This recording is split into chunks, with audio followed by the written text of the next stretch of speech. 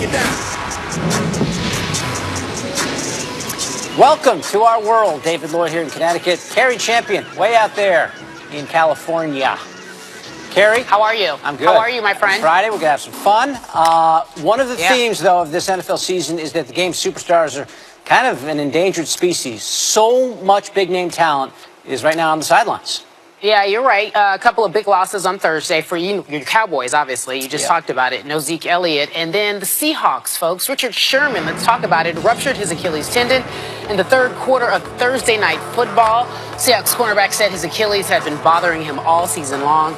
Sherman will be out the remainder of the year, but he's not the only notable loss. We thought we'd make this up for you. Take a look. Joining Aaron Rodgers, Odell Beckham Jr., Eric Berry, Deshaun Watson, J.J. Watt, the list is long. Just take a look at it. Again, we tried to do some correlation here and some research, and we actually found out back in February, Roger Goodell said the injury rate for Thursday night football is slightly lower than any other games. However, Seahawks players, well, they don't see it that way. I know injuries are part of the game, but Thursday night game, I feel like Thursday night games put people in harm and when their body's not prepared. So to lose a player of his magnitude and his caliber is just it's tragic. Exhibit A, Exhibit B, Exhibit C, Exhibit D, Exhibit Z. Thursday night football should be illegal. Just gotta stay positive. That's all you can do. Thanks, Richard. Thank you. Anybody else? It's gotta hurt. Meanwhile, NFL analyst Darren Woodson and reporter Jeff Darlington joining me now on Coast to Coast to talk about this. Guys, we heard Doug Baldwin just say it a minute ago. Thursday night football should be illegal. But Jeff, I'll start with you first. Has there been any talk around the league about changing Thursday night games? In a word, Carrie, no. The legalization of Thursday night football will indeed endure. And let me walk you through a business aspect of this to allow you to understand exactly why that is. About a year and a half ago, NBC and CBS both agreed to pay roughly $450 million combined each year to air Thursday night football. That was for 2016 and then this year in 2017. And that's up on average $8.5 million per game compared to the previous contract in 2014 and 2015. So in other words, the NFL continues to monetize this product. They also use it as a breeding ground for digital platforms like Amazon, like Yahoo, like YouTube. So in other words, what I'm saying here is this is working out quite nicely. And I was in touch with the NFL to talk to them about whether or not there would be considerable changes to Thursday night football in the wake of this criticism. You just cited what Roger Goodell said back in March about injury rates. Well, that's exactly what I still hear from the NFL. Brian McCarthy, league spokesperson, passed along a graphic that did, in fact, exhibit that statistic that we're looking at about an average of 7 injuries per game on Sunday and Monday night football. On Thursday night football, it's about an injury less. That was in 2016 and 2015. NFL still points to those injury rates as their defense toward these players who say that their bodies are vulnerable on Thursday nights. So, in a word, that's a long-winded way of saying, no, I don't foresee any changes anytime soon. All right, Jeff Darlington, in short, saying it's good business for the NFL, but you mentioned their bodies, so let me talk about this. Last December, I don't know if you folks remember this, Richard Sherman wrote an article in the Players Tribune, and he titled it, Why I Hate Thursday Night Football. Again, December 2016. In the piece, he had this to say about playing on Thursday nights. Quite simply, game day. This is what you live for, but this time your body isn't ready. You're still sore from Sunday's game. You're going to go out there and compete and give everything you have because that's what you do, but your body just won't have as much to give as it would on a full week's rest. Darren, Thursday night football wasn't a weekly game when you were in the league, but you still did 2 games a week. I know that from talking to some of our researchers. Talk to me about the type of toll that it takes on your body to play 2 games in 1 week. Well, Carrie, I played 13 years in the NFL, and every Thursday, every Thanksgiving Day is on Thursday. We used to play every Thursday night, and I tell you what, the turnaround as a Dallas Cowboy, and we did it, Dallas Cowboys and Detroit Lions both did it all the time. The turnaround was incredible. I mean, it was hard to get your body acclimated to play another game from a Sunday to a Thursday, especially if you're flying from an away game and then you're coming out to a home game or flying on the road. It was always hard, brutal on the body. And the one thing about it is your body doesn't start recovering until Thursday. So the pain that you received on Sunday's game, by Thursday, you're trying to overcome it. Even during a regular week, you're trying to overcome that by Thursday, Friday, and then Saturday you're feeling pretty good. But playing on a Thursday, you're just not there. And not only you're physically, but mentally you have to overcome some things. So I understand exactly where these players are coming from. This is not an argument that's a new argument. This has been going on for years. I remember having it when I was playing. So, it's tough on the body, and the guys have to understand that. But again, it's about business, and Jeff is right. The owners are making a lot of money. The players are making money at the same time, as opposed to collective bargaining. So it's going to be a part of the game from here on out.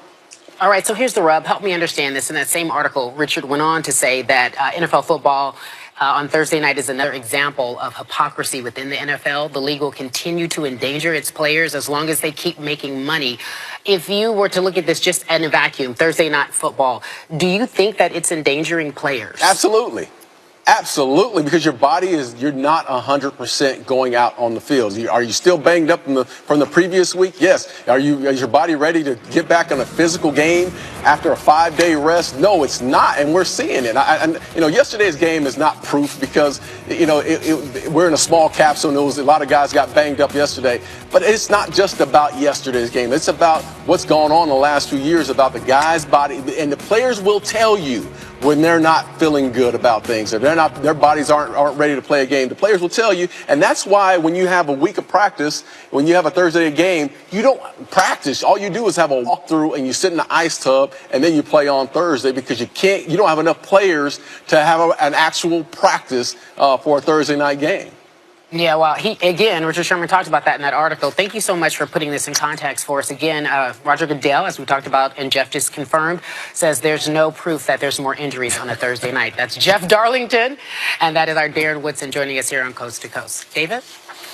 All right, Kerry, huge Saturday in college football. Number 1, Georgia has to go to 10th-ranked Auburn. FPI actually gives Auburn a 51% chance to win and really shake up the playoff picture. But that's not all. Number 2, Alabama, trying to stay perfect when they go to Starkville to play number 16, Mississippi State. The Tide would clinch the SEC West with a win and an Auburn loss. Then the top 10 matchup between Notre Dame and Miami. The winner will have a better than 50% chance to finish in the top 4 for strength of record. 11 of the previous 12 playoff teams have been in the top 4 in that category, so you know how important that is. Number 4, Clemson hosting 3-5 Florida State. It's a game many of us circled before the season. Doesn't have quite the same import now. Clemson clinches a spot in the ACC title game with a win or an NC State loss. And in the Big 12, 5v6, Oklahoma hosting TCU. These teams tied for the Big 12 conference lead. 3 other teams just a game back. We couldn't gift wrap a better Saturday of college football for our buddies Paul Feinbaum and David Pollack. Paul and Pollack time. Dave, we're going to start with you and with your alma mater, Georgia. They have the unenviable task of going to the Plains. What's it like playing at Jordan-Hare? It's by far one of the toughest atmospheres in college football, and the crowd is unbelievable. It's loud the whole entire game, especially when the team is really good. And you look at this Auburn team, so much to play for. You got revenge from a year ago when Auburn was kind of that team that was gaining some momentum, a chance to maybe get in the college football playoff conversation. The crowd is crazy, and you're talking about Jake Fromm really making his first true rough road test. Notre Dame was a lot of Georgia fans. It was on the bucket list. They checked it off. They wanted to go. Tennessee, it was half empty by halftime. Cocktail party, 50-50. So this will be a huge atmosphere. We did it with Jason Campbell and Ronnie Brown and Cadillac Williams, and they were really good. It was really loud, and it was really crazy. All right, so Georgia up against a really tough road test coming up tomorrow. Paul, which of the top 5 would you say is in the biggest trouble tomorrow? Yeah, I was paying very close attention to what David said. I think it's Georgia for all the reasons that he said. And think about this for a second, David. Auburn is number 10 in the country with 2 losses, one at Clemson, one at LSU. If Auburn beats Georgia, which is the number 1 team, they have a shot 2 weeks from now against probably the new number 1 team in Alabama. I mean, that's an amazing resume right there. Then let's say, for instance, they get to the championship game and beat Georgia again. I think they make a pretty strong claim for the college football playoff. So there is a great deal on the line tomorrow, other than the obvious bragging rights and all the things that don't really matter. David, give me a top 5 you think's in trouble tomorrow. And Paul's right. I think Auburn obviously would make the Final Four because of that. I think they would be in that conversation. They 100% would be in. But how do you not put Oklahoma as a top 5 team on upset alert? The way they've played defense, I still love their offense. It's awesome. But when you look against going against TCU, Gary Patterson's defense, they're allowing quarterbacks to complete less than 50% of their passes. Everybody else in the Big 12 is over 60%. So when you look at that, I think maybe they can get enough stops.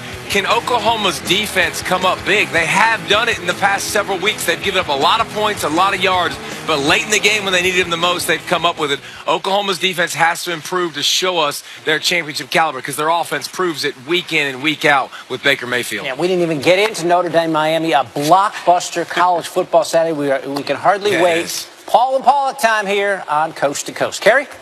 All right, David, you didn't get into Notre Dame and Miami, but I will. When they play, there's only one man that we could think of to head out there. That was Marty. Yeah, well, no. There's actually a staff of 50. But the Marty party will head to the Clevelander. You don't want to miss it when we come up. Plus, we talked about him, the Greek freak. I just call him Giannis Antetokounmpo. He's off to a historic start. That was nice, wasn't it? Tim Legler will show you exactly what makes this superstar so